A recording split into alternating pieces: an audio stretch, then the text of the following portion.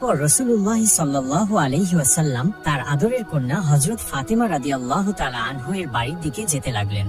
সেখানে পৌঁছে রাসূলুল্লাহ সাল্লাল্লাহু আলাইহি ওয়াসাল্লাম দরজায় এসে সালাম দিলেন, আসসালামু আলাইকুম ইয়াহলাল বাইত।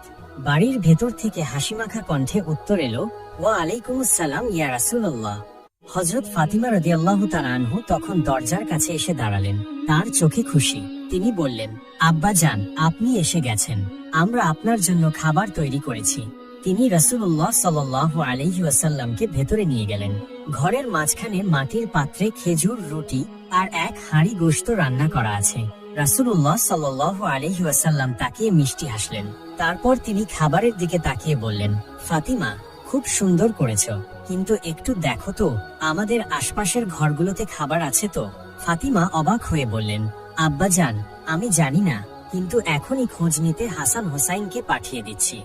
রাসূলুল্লাহ সাল্লাল্লাহু আলাইহি ওয়াসাল্লাম মৃদু গলায় বললেন, ফাতিমা, এটা ঈদের দিন, এমন দিন যেদিন কেউ অভুক্ত থাকতে পারে না। হযরত ফাতিমা রাদিয়াল্লাহু তাআলা আনহু খোঁজ নিতে হাসান হোসাইনকে পাঠিয়ে দিলেন। হাসান হোসাইনও সঙ্গে সঙ্গে দৌড় দিলেন। তারা আশপাশের ঘরগুলোতে গেলেন।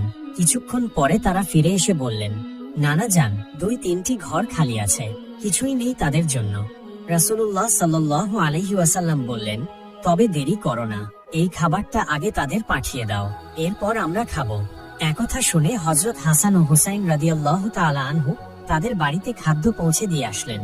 তারপর একসাথে বসে আনন্দের সাথে সকলে খাদ্য উপভোগ করলেন। অতঃপর ঈদের নামাজ, খুতবা আর মদিনাবাসীর সঙ্গে আনন্দ ভাগ করে নিয়ে রাসূলুল্লাহ সাল্লাল্লাহু আলাইহি ওয়াসাল্লাম তার ঘরে ফিরলেন। ঘরের দরজায় হযরত আয়েশা রাদিয়াল্লাহু আনহাকে দেখতে পেলেন। তিনি তখন ঘরের মধ্যে কিছু কাজ করছিলেন। রাসূলুল্লাহ সাল্লাল্লাহু আলাইহি ওয়াসাল্লাম তখন ঘরে প্রবেশ করতেই আয়েশা রাদিয়াল্লাহু তাআলা আনহার মুখ উজ্জ্বল হয়ে উঠল। নবীজি মুচকি হাসলেন। রাসূলুল্লাহ আলাইহিস সালাম বললেন, আয়েশা, তুমি কি জানো আজকের দিনটা কেমন দিন? হযরত আয়েশা রাদিয়াল্লাহু তাআলা আনহা বললেন, ইয়া রাসূলুল্লাহ, আজ তো ঈদের দিন, খুশির দিন। রাসূলুল্লাহ সাল্লাল্লাহু আলাইহি ওয়াসাল্লাম হাসি মুখে বললেন, তবে এসো, আজ তোমাকেও খুশি করি, চলো তোমাকে কিছু দেখাই। হযরত আয়েশা রাদিয়াল্লাহু তাআলা আনহার চোখ বড় হয়ে গেল। তিনি বললেন, কি দেখাবেন আমাকে ইয়া রাসূলুল্লাহ?